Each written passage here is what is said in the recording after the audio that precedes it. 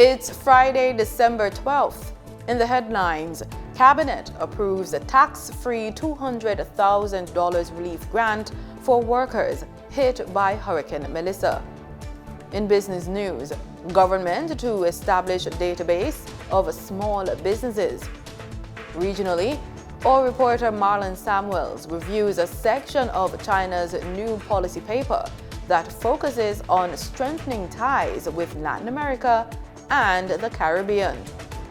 In sports, assistant head coach at St. George's College, Marcel Gale, tipped to take over from Neville Bell. This is the Weekend News on PBC Jamaica. I'm Simone Absalom Gale. For the full newscast, head over to our YouTube and Facebook pages.